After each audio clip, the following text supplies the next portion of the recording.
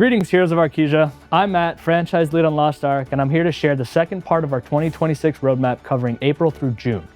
Before we dive in, I want to let you know that, and let me caveat this, as it's subject to change, but this will be our last roadmap video. We'll be moving forward with providing roadmap updates through detailed text articles, alongside keeping the cadence of team updates and release notes. While I love being on here, doing videos, and speaking directly to you guys about Lost Ark, without my other two co-hosts, it just makes the most sense to shift the information strategy to other more reasonable means, getting you guys the information more quickly and just not delaying it due to long lead times on these video series. So before we move on to the rest of the roadmap, can you guys just give a quick shout out in the comments to Rox, Henry, as well as all the other team members who are still at work pushing content for the game. They've been incredible and I know they'd love to hear from you. So with that, let's get into the roadmap part 2 for 2026. I'll be diving into our content plans from April through June with a special deep dive into the April update that's coming next week. April's going to be packed with content. It marks the release of our first ever Shadow raid against the Witch of Pain Circa. This is a completely new type of endgame content that introduces revolutionary combat mechanics, so I thought it'd be great to walk you guys through some details in depth here. So we've got a lot to cover, so let's get into it. April 1st, Shadow Raid Circa.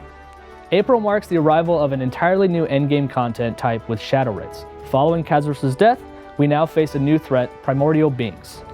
The first Shadow Raid introduces Circa, the Witch of Pain. This is going to be a challenging 4-player encounter available in 3 difficulty tiers. You're going to have Normal at item level 1710, Hard at item level 1730, and then Nightmare at 1740. To access the Shadow Raids, you'll need to complete the unlock quest, Notice, Shadow Raid, which becomes available after reaching item level 1710 and completing the main quest, Inherited Will. Now, what makes Shadow Raids truly unique are the 3 revolutionary systems they introduce. The first one being the Brawl system. The Brawl system completely replaces the traditional stagger mechanics, so when you successfully stagger Circa, your entire party gets transported to a dedicated brawl space where you'll face 3 progressive stages. Each stage has a specific condition you must fulfill to advance, and then you're working against a time limit as well. Successfully completing these brawl stages provides significant advantages when you return to the main fight. This is going to add a whole new layer of strategy and coordination to the encounter. Second up, we have the Resurrection system. So the Resurrection system fundamentally changes how teams approach combat. Instead of individual death counts, Shadow Raids will use a shared resurrection pool for the entire party.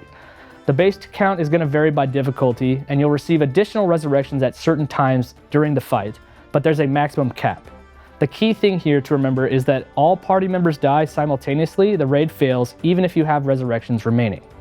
The third thing is Shadow Skills. So Shadow Skills let you harness the power of the Primordial Beings itself. You're going to be able to obtain the Shadow of Corvus tool rack, which is a powerful ability usable as a battle item. You can earn the crafting recipes by completing specific Gate 2 achievements, then craft them at your stronghold using whirlwind grenades as materials. These Shadow Skills can be used in Shadow Raids and various other content across Arkesia. As for rewards, Shadow Raids offer exclusive items. The first on the list is an upgrade material. So you're going to be able to obtain a new material called Agony Thorn. This will be used to craft the new Tier 4 Upper Ancient gear called Destined Tremor Gear, along with new Tier 4 Upper Honing materials. It should be noted as well that the Frontier mode will not be applied to the Shadow Raid, and we are planning to introduce a method of earning Agony Thorns from normal mode clears. Second on the list are collectible items. There's also going to be 3 exclusive mounts. The Witch's Broom, with 1 guaranteed from clearing Nightmare, and 2 available through Nightmare Loot Auction. There will also be an exclusive title called Dolores. This title is only available to players who clear Nightmare difficulty during the initial week before the April 22nd maintenance. So next up, we're going to talk about Chaos Rifts. Chaos Rifts are a new piece of solo content. This solo challenge will be available at item level 1730, and in this content, you're going to be able to battle massive numbers of chaotic beings within a strict time limit. We are calling this Abyssal Reversal 1. Chaos Rifts use the same Aura of Resonance and rest bonus system as Chaos Dungeons and Curzon Frontline. So each run's going to cost you 100 Aura of Resonance and 40 rest bonus. Your goal here is to reach 100% purification progress by defeating monsters before the time runs out. This combat offers up some new mechanics in the form of a new buff called Chaos Rider, and this buff is going to be active at all times, but touching chaotic energy that appears at intervals grants you even more temporary powerful buffs. I know some of you might ask how this plays into Azena's Blessing, so I can tell you that we are going to let you choose between the new Chaos Rider effect and the previous Azina's Blessing effect, as Azina's Blessing does provide an overall stronger buff. The rewards from this new content include tier 4 upper honing materials, you're going to be able to get Astro Gems, and if you're lucky enough, you're going to be able to get a Fate Ember. There will also be a chance for you to obtain Sand of Trial, which can be used to enhance rewards in our next piece of content, Haal's Hourglass. Haal's Hourglass is another new challenging content that can be entered either solo or with 4 players. This is not dynamic, so it's one or the other. Similar to the other new content, this also requires item level 1730. And in this mode, you're going to face boss monsters in a single stage with a strict time limit, and each character you choose to play on only gets 1 entry per week. So what makes this interesting is the Sand of Trial enhancement system. So if you remember the Sands of Trials from the Chaos Rifts that I talked about, you're going to be able to use up to 5 of them per character to enhance your clear rewards from Haal's Hourglass. All owned Sand of Trials are consumed when you clear, and your rewards are going to scale based on how many you've used. The combat features an auto-revive system where characters automatically come back after a certain time upon death, and once you start, the challenge runs until you complete it or the time expires, so you can't stop it. If you fail to conquer within the time limit, the challenge ends and you get no rewards. So up next, we have Guardian Raids. So Guardian Raids are going to be expanding with a new Guardians Afterimage content featuring rotating weekly Guardians. The star of this show is going to be Lumen Caligo, which is a formidable new opponent who joins a rotating roster that includes a number of Guardians that you're probably familiar with. You'll be able to earn Guardians Afterimage card selection packs, letting you choose 1 card from the rotating Guardians, along with clear rewards similar to existing Guardian Raids. So now let's talk about the major progression edition Destined Tremor Gear, the new tier 4 upper ancient gear. So this gear is going to be crafted using Agony Thorns from hard or nightmare mode shadow raids, and it requires item level 1730 to craft. You can hone or special hone this gear up to level 25, but here's the key mechanic. When you reach honing level 20, your gear enters a breakthrough required state. So the breakthrough process consumes Agony Thorn and breakthrough costs, and you're only going to be able to do it once per gear piece. After breakthrough, you can continue honing from level 21 to 25. This is going to use new honing materials including Superior Abydos Fusion Material, Destiny Crystallized Destruction Stone for weapons, Destiny Crystallized Guardian Stone for armor, and Great Leap Stones of Destiny. When you reach honing level 25 on a Destined Tremor Gear weapon, you're going to unlock the new weapon effect stage 15.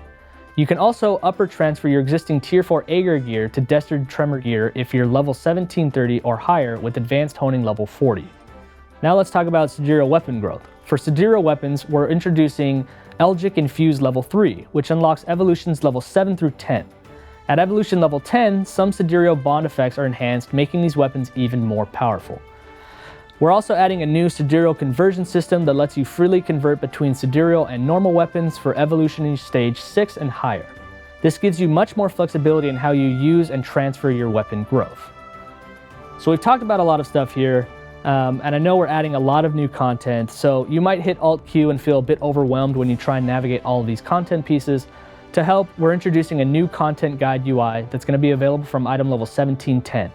This shows optimized end content and core content for your character's item level, making it much easier to see what you should be focusing on at any given time. This isn't the only quality of life improvement that we have planned, as there are several more. There will be a new Chaos Gate bracket for item level 1730 plus with increased rewards. You're going to see that the Kazros Denouement Hard difficulty will now provide tier 4 upper honing materials. We're also introducing a new subscription service called Inanna's Blessing that's going to offer roster-wide benefits including free daily entries into Curzon Front or Chaos Dungeons, your choice, and an additional View More reward option after clearing raids, as well as lucky boxes based on playtime. Lastly, we're going to have a new custom package feature that lets you tailor your material purchases in the F4 shop based on your specific progression needs. So that's all for April. Let's talk about May. So in May, we're going to be introducing the return of Snowflake Argos and the Parallel Argos event shop. Snowflake Argos is going to be held on the Vaulton Zero platform. It's actually been pretty fun to watch. I'm not going to name names here, but I did watch a certain someone do a run in CN recently, and they fell only a few times, but it's fine, as there's plenty of resurrections. So that's all for May. Let's go into June. So June brings us to uncharted waters with the Kadarum Archipelago, which is a brand new region for you guys all to explore. In order to get you guys caught up, we're going to be running another Power Pass / Express event, as this new journey requires you to be item level 1700 or higher and have completed the quest Facing the End of the Abyss. You'll be able to start your adventure by accepting the quest Journey's Footsteps in the Iceblood Plateau in Shushire, or from Elniad, or the Belian Ruins. During your adventure through Kadarum, you'll obtain the new ship Luminous, which comes fully upgraded at level 6, so you can start exploring right away. Personally, I don't think I'm going to replace my Stray, but if you see me out in the ocean, I spelled it backwards. I'm not even going to try and pronounce that here. Anyways, this new region expands Arkesia as you know it, and begins to set the stage for future content plans that are in the works. With Kadarum's release, you can expect new quests, new NPCs, and of course updates to the knowledge transfer and the ocean liner. If you're like me, I've been progressing horizontally on the downtime, so you'll see new Makoko seeds, along with new world tree leaves, a new sea bounty, and much more. All of this also comes with their related rewards too, of course. June is also going to bring a new raid, the Horizon Cathedral Abyssal Raid. This new content will be a new challenging encounter that continues the endgame progression. We'll be able to share more details in the release notes, but I can tell you that you'll be able to earn various arc grid boosting items, including ancient core selection chests. Lastly, for June, we'll be releasing Western exclusive cosmetics designed specifically for our Western audience. So as we reach the midpoint of 2026, I'm genuinely excited about everything we have planned for Lost Ark. From the new Shadow Raid system launching in April, to the brand new region in June, which again is going to prepare us for future content. There's just so much new content and many new challenges awaiting for all of us.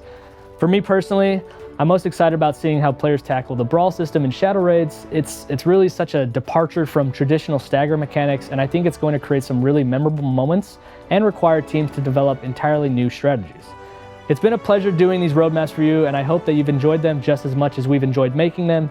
As I stated at the start of this video, we're going to continue to be providing you with roadmap updates in the future, along with continuing to push out release notes and team updates as needed.